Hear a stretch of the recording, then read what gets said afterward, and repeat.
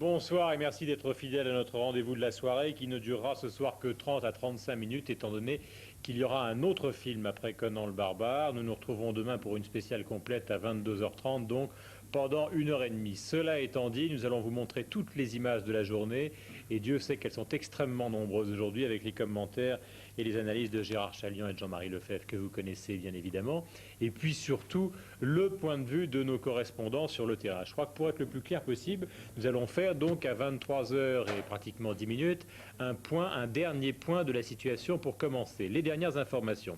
D'abord, d'après le numéro 3 de l'armée américaine, le général Thomas Kelly, donc Saddam Hussein serait toujours à Bagdad et il a refusé de répondre à une question d'un journaliste faisant état de la présence sur l'aéroport de Bagdad des 2 avions du président irakien. On a demandé au général Thomas Kelly ce que pouvait faire ou ce qu'envisageait de faire donc la chasse de la coalition au cas où ces avions décolleraient. Il n'a pas voulu répondre sur cette question, donc il faut être prudent sur les 2 informations, à la fois sur ce que pourrait faire la coalition et sur la réalité même de la présence de ces 2 avions en bout de piste à Bagdad. Nous n'en savons pas plus pour l'instant, mais enfin on lui a quand même posé la question. Deuxièmement, d'après les officiers américains, il semble que le combat avec la garde républicaine soit largement entamé et que la coalition cherche effectivement à l'isoler le plus possible, mais que cette garde républicaine, d'après donc des officiers américains, ne semble pas vouloir se rendre jusqu'à présent. Troisième information à caractère militaire, environ 50% des chars irakiens et 21 divisions irakiennes donc sont hors d'état de combattre ce soir, avec, et ça c'est simplement sur le plan d'anecdote, donc le fait qu'un général irakien au Koweït, le premier officier supérieur irakien, donc a été fait prisonnier donc par la coalition. Puis il y a tout un aspect diplomatique très important qui est l'essentiel de la partie ce soir au Conseil de sécurité. On va y revenir dans un instant avec nos invités. Je crois que pour terminer sur le factuel, il faut aussi partir au Koweït et plus particulièrement à Koweït City, car là, effectivement, on le sait maintenant, dans les faubourgs de Koweït City, il y a de très nombreuses troupes de la coalition, y compris des journalistes et des Marines, des soldats américains, d'ailleurs, ont même réouvert l'ambassade des États-Unis, donc à Koweït City. C'est donc par les images en provenance de Koweït City que nous allons commencer cette édition spéciale. Regardez.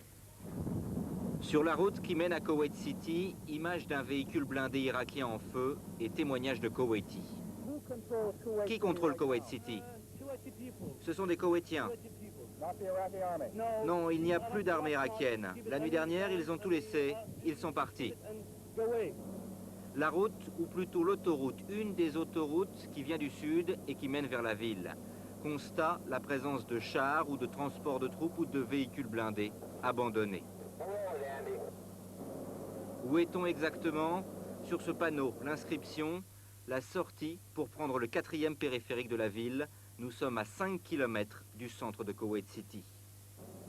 Progression encore sur cette autoroute. Il n'est pas contrôlé par des militaires, pas de troupes de la coalition, plus de troupes irakiennes. Image tournée en début d'après-midi. Et le barrage à l'entrée de la ville, ce sont des Koweïtiens qui l'assurent. Les Irakiens sont repartis, ils ont posé les armes, ils ont tout laissé. En début de soirée, la chaîne américaine CBS diffusait ces images depuis un quartier de la ville, en constatant que là, les troupes irakiennes n'y étaient plus. En vous rappelant que lors du journal de 20h, donc on faisait état encore de bombardements à Bagdad, 7 raids d'après les témoins, mais plus de possibilité directe pour nous de s'en assurer, puisque notre équipe qui était à Bagdad jusqu'à présent a quitté donc la capitale irakienne et se trouve maintenant à Amman en Jordanie. Sur l'offensive qui est menée sur la côte orientale donc du Koweït, à la fois par les Saoudiens en tête, relayés à l'arrière par les Marines américains, il y avait un caméraman de notre chaîne, pour mieux vous informer, Vincent Régnier, son reportage.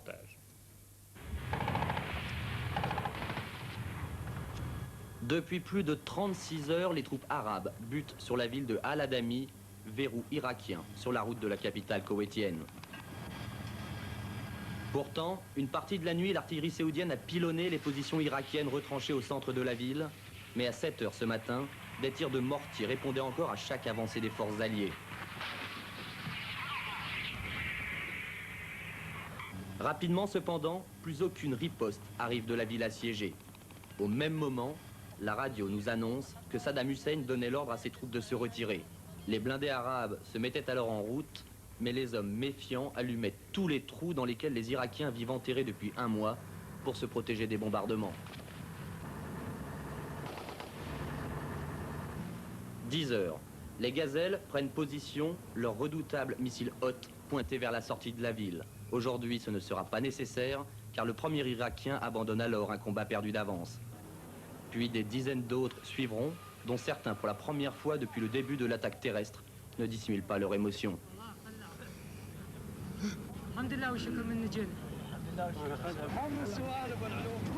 À midi, la ville de Al-Adami reprise, les gradés séoudiens invisibles depuis 48 heures montent alors en première ligne. À 10 km en arrière, à l'autre bout de la ville, les Koweïtis improvisent sur le goudron de cette autoroute un défilé militaire au rythme de leur hymne national.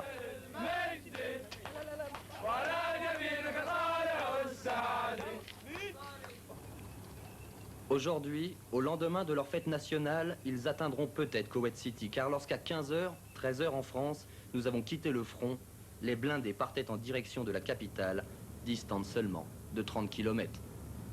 Vincent Régnier, qui a réalisé ce reportage, est en direct avec nous à Dharan. Vincent, bonsoir. Bonsoir. Est-ce que vous pouvez nous raconter, donc vous avez pratiquement, Vincent, filmé tout ce qu'il était possible de voir sur cette route.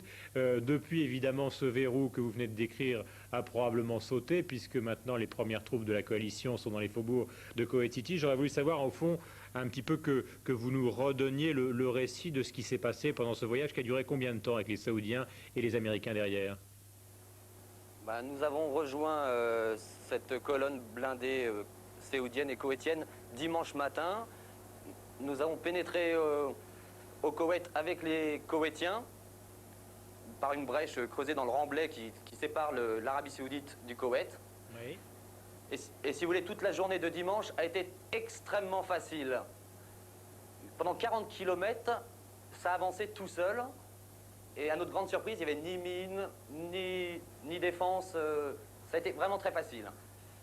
Et le dimanche soir à 5h, c'est généralement vers 5h que les colonnes s'arrêtent.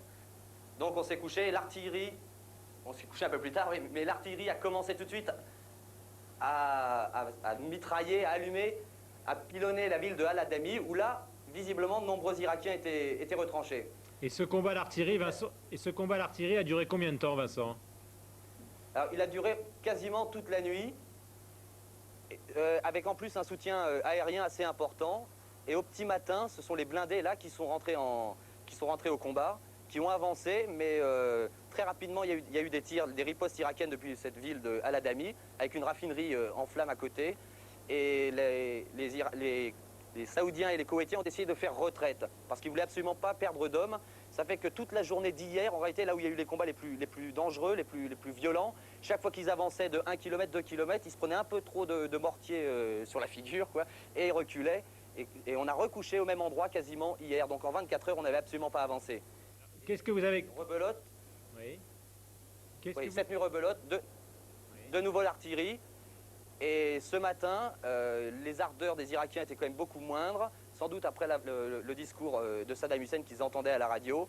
Et ils n'ont plus tiré du tout à partir de 8h, 9h du matin. Il y a eu quelques tirs d'éparses.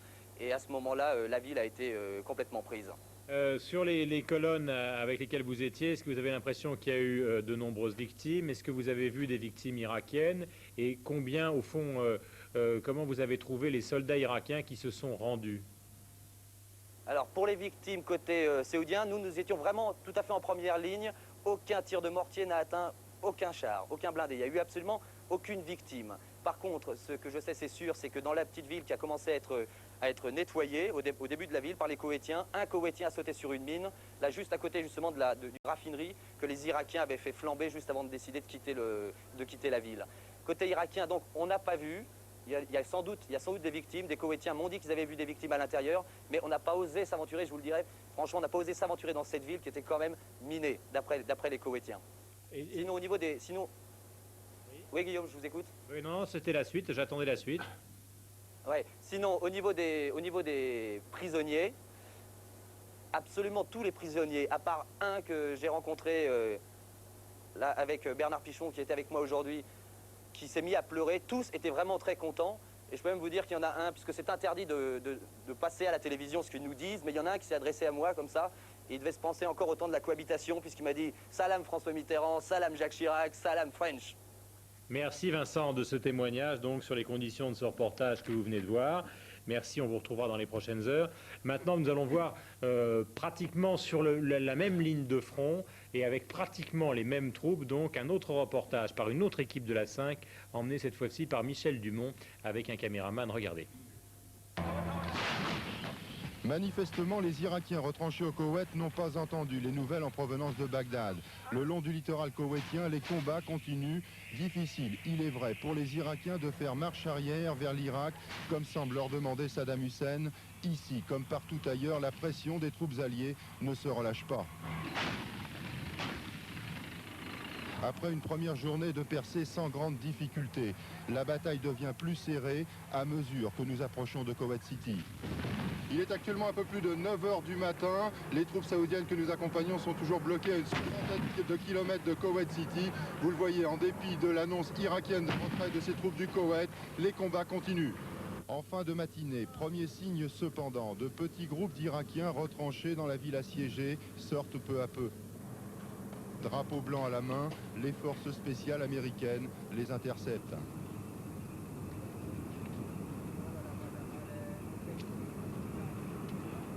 Tout le monde est sous pression. Hier, des soldats irakiens ont tiré sur d'autres soldats irakiens qui, eux, avaient choisi de se rendre. Saoudiens, Koweïtiens, Qataris, encadrés par les forces spéciales américaines qui ouvrent la route, avancent prudemment, car si la résistance irakienne est moins importante que prévu, elle est bien réelle néanmoins. Réelle et difficile à localiser, car les Irakiens sont littéralement enterrés par petits groupes.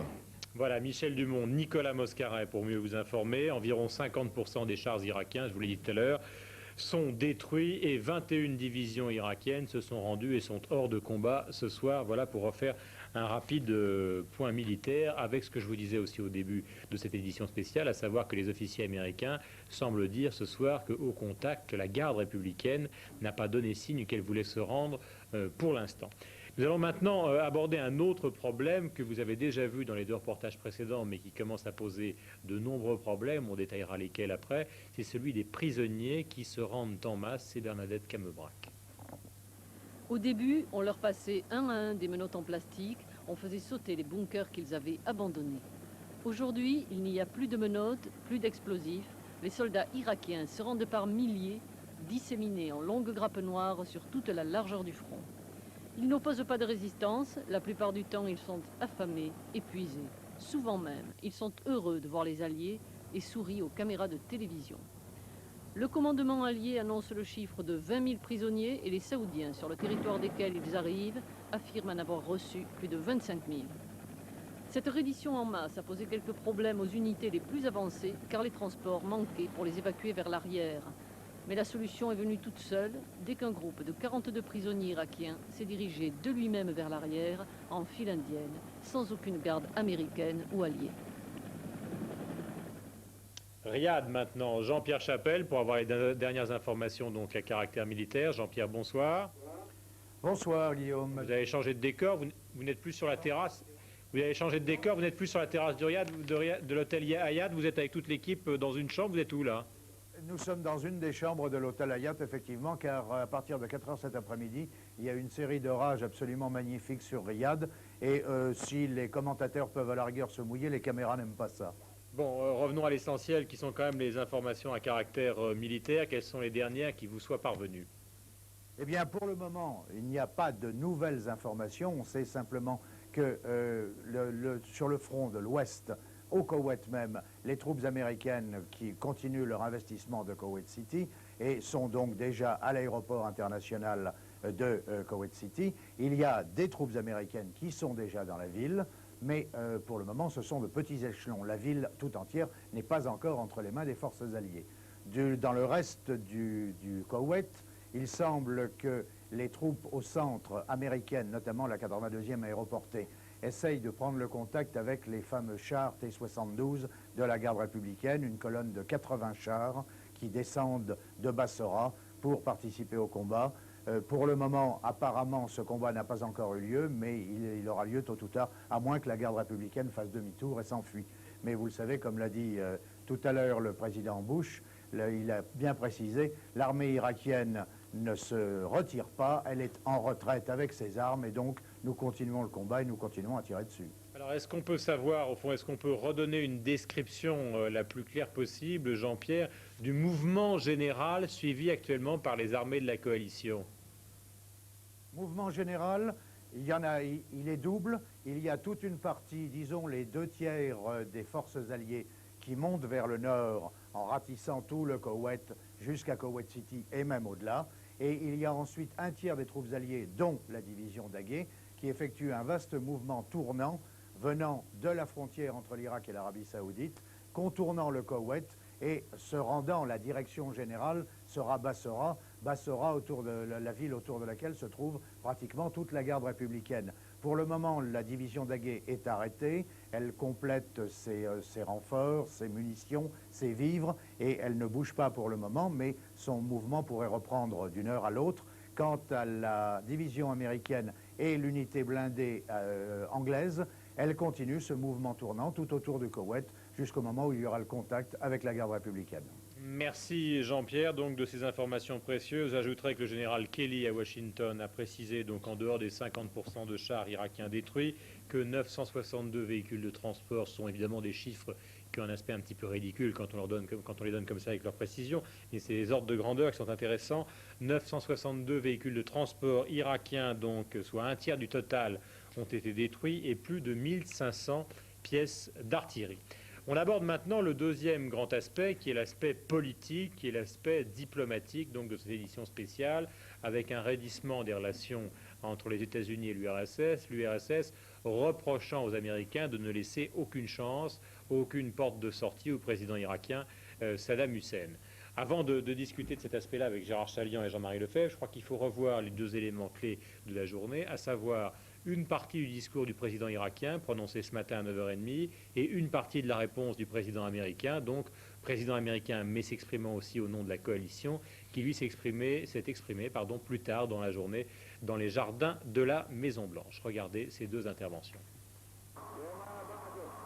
Les Irakiens n'oublieront jamais que la province du Koweït a été amputée de la mère patrie en 1898 par un fait colonial et que nul ne peut falsifier ni modifier ce fait indéniable.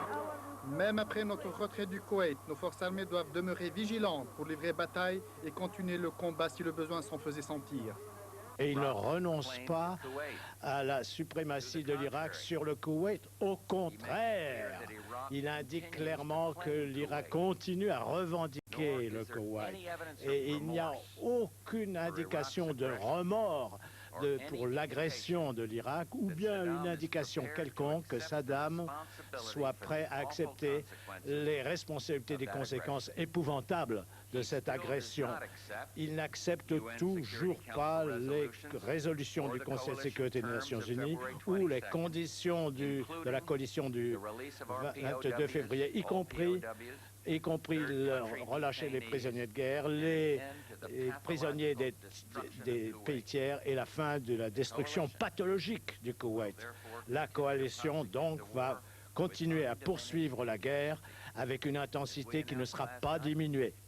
Voilà pour cette déclaration donc du président américain, les soviétiques expliquant eux de leur côté qu'ils souhaiteraient que devant le Conseil de sécurité, on va y revenir, donc un cessez-le-feu soit proclamé, et de l'autre côté, ça c'est ce qu'ils demandent évidemment aux forces de la coalition, et de l'autre côté, ils demandent aux Irakiens, on verra quelle réponse a été apportée, de souscrire donc aux résolutions de l'ONU. Pour l'instant, il n'y a pas de réponse ni sur ce cessez-le-feu, ni sur la souscription éventuelle par les Irakiens aux conditions donc qui sont celles de l'ONU. Avant donc d'aborder franchement l'aspect politique, l'aspect diplomatique, reste à voir quelle est la situation à l'arrière de la division Daguet, qui, je vous le rappelle, est sur le front occidental, donc en Irak, à la lisière de la frontière occidentale de l'Irak et du Koweït, enfoncé quand même de 160 km au nord de la frontière. À l'arrière donc de la division Daguet, Thierry Curtet. Nous sommes lundi matin dans le sud de l'Irak. La division Daguet est à l'attaque. Ces images ont été tournées par 2 caméramans de l'armée en mouvement avec les troupes de première ligne.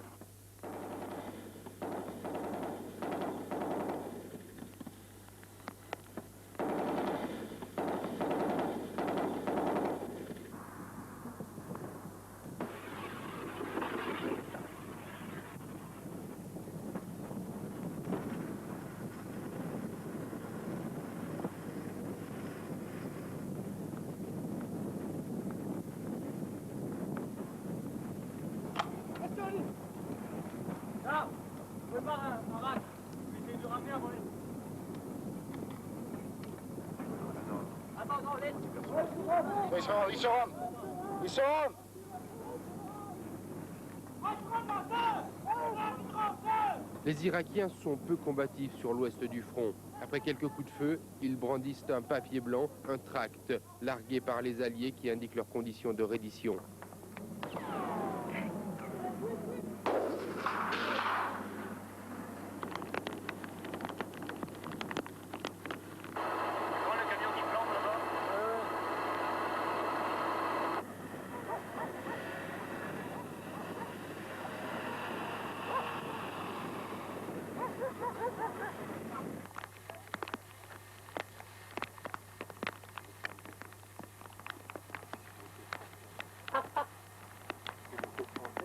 Au fur et à mesure de l'avance des Français, le flux des prisonniers augmente.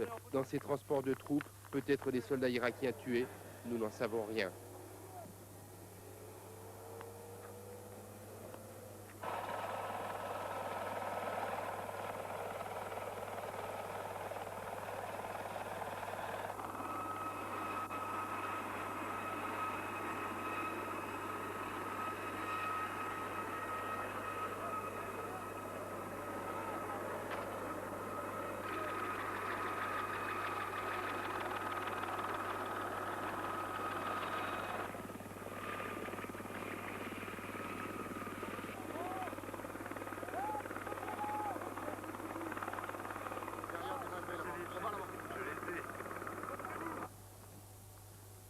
Au total, les Français feront à eux seuls plus de 3000 prisonniers. Actuellement, la division Daguet est stoppée. Elle a atteint son premier objectif. Avec des précisions de Pierre Jox, le ministre de la Défense, invité de nos confrères de TF1, qui disait tout à l'heure, les soldats français ne se rendront pas jusqu'à Bagdad, ils effectuent une mission de couverture des forces alliées, ils n'iront pas jusqu'à Bagdad, donc, dit-il, et la guerre est vraisemblablement une question de jours, et il ajoute, ce serait une question d'heures si cette nuit, par exemple, l'Irak avait exprimé de façon claire ce qu'on lui demande depuis des semaines, ça c'est Pierre Jox qui parle, à savoir souscrire aux résolutions de l'ONU telles qu'elles existent actuellement. On va rejoindre donc avec Gérard Chaliand et Jean-Marie Lefebvre, Christian Mallard à Washington. Christian, bonsoir. Bonsoir Guillaume. Alors, je voudrais, on va vous poser tous les trois un certain nombre de questions. D'abord, première affaire, la déclaration de Thomas Kelly, qui est virtuellement un petit peu le troisième personnage de l'armée américaine, après Colin Powell et après Schwarzkopf. On lui a quand même posé une question sur ces fameux avions en bout de piste sur l'aéroport de Bagdad, qui seraient les avions de la présidence irakienne. Est-ce que cette information, enfin, c'est pas une information, c'est une question qui lui était posée, mais est-ce qu'il y a derrière tout ça une information réelle ? Non, pour l'instant, tout le monde se pose la question, mais personne ne peut rien affirmer. Mais c'est évident qu'on se dit que dans la situation dans laquelle peut se trouver Saddam Hussein, peuvent se trouver ses proches, tout est possible. Vous savez qu'il y a même des informations qui circulaient l'autre jour d'après selon la présidence d'un pays arabe membre de la coalition, selon lesquelles Saddam Hussein avait pris des contacts, ce qui peut paraître très étonnant, très paradoxal, avec les Iraniens pour préparer sa survie politique. Alors, tout est possible dans le contexte actuel. Mais nous resterons prudents. Deuxième question, Christian, que va-t-il se passer donc à l'ONU? Parce que ça, c'est la question politique de fond. Alors, on va la diviser en plusieurs sous-parties, si je puis dire. Premièrement, est-ce que, d'après ce que vous savez aux États-Unis, puisque l'ONU a quand même son siège à New York, est-ce que, d'après ce que vous savez, le représentant irakien a l'intention de souscrire, comme lui réclament donc les alliés de la coalition, aux 12 points essentiels de la résolution de l'ONU, ou des résolutions de l'ONU? Là non plus, on n'en est pas sûr du tout. Il a simplement déclaré, vous le savez, jusqu'à présent, que son pays était prêt à se retirer du Koweït sans plus. Et c'est bien ce qui provoque la méfiance de l'administration américaine, l'administration Bush, qui ne croit pas que Saddam Hussein veuille souscrire à toutes les résolutions de l'ONU, en particulier celles qui consistent à payer les dédommagements de guerre pour les destructions commises au Koweït. Et puis, n'oubliez pas non plus que les Américains insistent sur un point qui leur paraît fondamental, essentiel, c'est que toutes les troupes irakiennes, où qu'elles se trouvent, même si elles sont en mouvement de retrait, doivent laisser les armes sur le terrain. C'est la raison pour laquelle, ce soir, beaucoup de gens se disent, mais est-ce que les Américains ne vont pas au-delà des résolutions des Nations Unies en allant en territoire irakien? Parce qu'on a vraiment le sentiment, quand on écoute les conseillers de George Bush, qu'ils veulent vraiment aller en territoire irakien pour détruire le reste de l'arsenal militaire irakien, et peut-être même essayer, restons prudents, mais de débusquer Saddam Hussein ou les gens de son régime. Ça, c'est pas exclu. Christian, à quelle heure est-ce qu'on a une date, on a un rendez-vous, on a un calendrier de la prochaine réunion du Conseil de sécurité de l'ONU où les 5 grandes puissances vont s'expliquer sur ce qui se passe actuellement? Non, rien n'est prévu. On sait que ça peut reprendre à tout moment. Simplement, ce que je peux vous dire, il y a quand même une information que je voudrais vous donner, c'est que les Américains sont de plus en plus agacés, enfin quand je dis les Américains, l'administration Bush est de plus en plus agacée par l'attitude des Soviétiques qui cherchent vraiment à imposer un cessez-le-feu. Les Américains, les conseillers de George Bush disent de toute façon c'est clair, ils vont se heurter à plusieurs vétos, américains, anglais et peut-être même français, disent les Américains. Et puis alors, je soupçonne fortement ce soir George Bush d'avoir envoyé le sénateur Dole, qui est le leader des Républicains au Congrès, en franc-tireur pour envoyer un communiqué aux Soviétiques. Car Dole a envoyé un communiqué ce soir qui est quand même très, très musclé. Il dit à Gorbatchev et aux Soviétiques, il leur dit, vous êtes nous avons pour l'instant des milliers de braves Américains et d'hommes et femmes sur le terrain qui continuent de risquer leur vie. On n'a pas besoin de vos avis gratuits. Merci pour vos efforts, mais il faut quand même faire face aux choses, à la situation, dit Robert Dole. Vous n'avez pas risqué une seule vie, pas un seul rouble dans cette affaire, et tout ce que nous savons, c'est que l'Amérique ne supportera pas vos ingérences dans les affaires, et surtout le fait que vous souteniez M. Saddam Hussein, et que vous continueriez par la suite à fournir, à alimenter sa machine de guerre. Alors là, je crois que j'ai l'impression que Bob Dole a été envoyé en franc-tireur par la Maison-Blanche, l'administration Bush ne voulant pas intervenir directement et attaquer de front Gorbatchev et son administration. Merci Christian. Le roi Hussein, alors on va passer maintenant à l'autre camp. Le roi Hussein de Jordanie lui appelle au cessez-le-feu. Et puis surtout, donc, de la même manière que Robert Dole, parlant peut-être au nom de George Bush, est agacé par l'attitude des Soviétiques, eux, les Soviétiques, ils sont prodigieusement agacés par l'attitude de la coalition, et en tout cas les Américains, reprochant à cette coalition de ne laisser aucune porte de sortie au président irakien. À Moscou, Jean-Yves Buchet. Ça n'est pas complètement nouveau, mais les Soviétiques, notamment le premier d'entre eux, commencent à répéter avec de plus en plus d'insistance: sortir du cadre des résolutions de l'ONU serait inadmissible. C'est signé Gorbatchev, il l'a dit cet après-midi devant une assemblée de scientifiques en Biélorussie, et le message est très clair. Pour lui, la coalition n'a pas reçu mandat d'écraser l'Irak, elle doit simplement libérer le Koweït. L'agacement soviétique est de plus en plus manifeste. Moscou supporte mal qu'on n'accorde pas la moindre chance à Saddam Hussein. Mikhail Gorbatchev, toujours cet après-midi, n'a pas hésité pour faire entendre sa voix à recourir à des menaces à peine voilées quant à la fragilité des relations soviéto-américaines. Objectif, obtenir un cessez-le-feu pour sauver ce qui reste à sauver d'un vieil allié, un cessez-le-feu que l'ONU répugne d'ailleurs toujours à proclamer. Il est vrai qu'en même temps, son porte-parole, Vitaly Ignatenko, a répété que l'URSS exigeait toujours l'application de toutes les résolutions de l'ONU. Une façon de manifester un certain loyalisme à l'égard de la coalition, une façon aussi de ménager à la fois la chèvre et le chou, ce qui ne constitue pas forcément un gage d'efficacité. Merci Jean-Yves. La conclusion donc avec Jean-Marie et avec Gérard Chalian. Bon, Jean-Marie, qu'est-ce qui peut se passer dans les heures qui viennent au Conseil de sécurité? J'ai envie de vous dire tout ou rien, puisque si jamais dans les heures qui viennent, les membres du Conseil de sécurité, les 15 membres, 12 membres, parmi eux les soviétiques, ont demandé aux Irakiens de leur faire parvenir l'acceptation écrite aux 12 résolutions de l'ONU. Dans ce cas, si le Conseil de sécurité obtient cette lettre et ces assurances, le Conseil se réunira en séance plénière et pourrait envisager d'adopter une résolution qui ordonnerait un cessez-le-feu sur le terrain. Aussi longtemps que cette lettre ne sera pas parvenue au Conseil et que l'acceptation des 12 résolutions ne sera pas officielle, la guerre continuera. Il n'y aura pas, tant qu'il n'y aura pas cette décision politique, il n'y aura pas au niveau des directeurs, des directions des pays de la coalition, de décision pour dire aux forces qui sont sur le terrain d'arrêter le combat. Donc la guerre continue, et si jamais dans la nuit cette lettre arrivait, le Conseil de sécurité pourrait se réunir, ou demain, si elle arrive demain. Merci Jean-Marie. Gérard, on essaye de terminer pour avoir une vision la plus claire possible avant de passer à autre chose et de laisser nos téléspectateurs donc se divertir. On a à la fois l'impression qu'il y a de la diplomatie dans l'air, c'est le cas de ce qui vient d'être raconté par Jean-Marie, qu'il y a pas mal de guerres encore sur le terrain, et qu'au fond, c'est un jeu au 41e jour de la guerre qui se joue, enfin ou plutôt une course de vitesse entre la guerre, la diplomatie, la guerre et la diplomatie. Oui, c'est tout à fait ce que vous dites, c'est une course de vitesse, c'est-à-dire que le facteur temps, à l'heure actuelle, joue de façon décisive. D'une part, les soviétiques ont deux fers au feu, c'est-à-dire qu'ils Ils demandent l'application intégrale des décisions de l'ONU, ce qui finalement les met du côté de la coalition, diplomatiquement.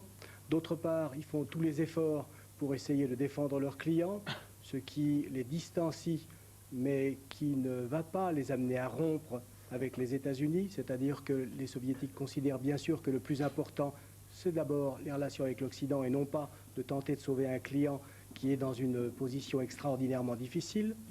Et pour le reste, sur le terrain, les opérations se sont intensifiées aujourd'hui, comme nous l'avions prévu hier ensemble.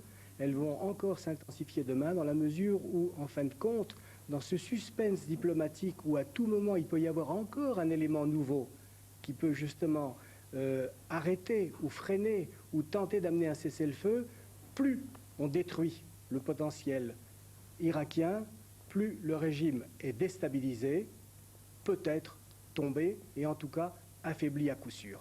Quant à savoir si les troupes alliées vont être en Irak ou ne pas être en Irak, c'est en fin de compte un peu absurde dans la mesure où, par une sorte de glissement, un glissement, je dirais, furtif, elle se retrouve à finalement 200 km à l'intérieur de l'Irak, qu'elle se trouve pratiquement à la latitude de Bassora, qui est bien à l'intérieur, et que la nasse se referme, et qu'il s'agit maintenant, demain, ce soir, cette nuit, de détruire, autant que faire se peut, la garde républicaine composée de 110 à 120 000 hommes, qui sont les troupes d'élite de Saddam Hussein, des sunnites pour l'essentiel, avec beaucoup de gens de Takrit, le village où est né Saddam Hussein, qu'on appelait autrefois El Takriti. Et une fois cette garde républicaine largement entamée, ce qui peut prendre d'ailleurs un peu de temps, parce que quand on a parlé l'autre jour de poches de résistance, eh bien les voilà, les poches de résistance. Je pense que dans un jour ou deux, à moins d'une percée diplomatique, dont je doute, la situation militaire va être de plus en plus claire. Merci à tous les deux, merci à nos envoyés spéciaux et merci à vous d'être fidèles à ce rendez-vous. Vous voyez, ce soir, nous n'essayons certainement pas de tirer à la ligne, de réfléchir avec le moins de passion possible et avec surtout le moins de parti pris possible dans cette affaire, 41e jour de la guerre. On se retrouve demain à 22h30, donc spécial golf, pour vous donner toutes les informations nécessaires. Bonsoir et merci de votre fidélité.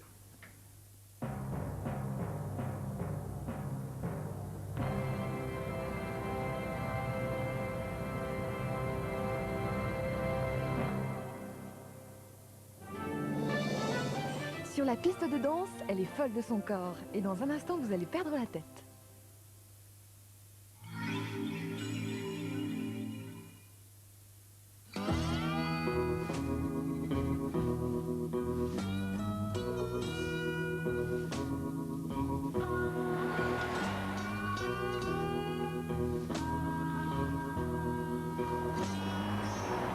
Dis donc, Gus, t'as remarqué? Il y a de moins en moins de voitures qui s'arrêtent. Je sais pas. Mais en tout cas, il y a de plus en plus de Toyota sur cette route. Dis donc, Gus. Ouais. C'est fait comment une Toyota?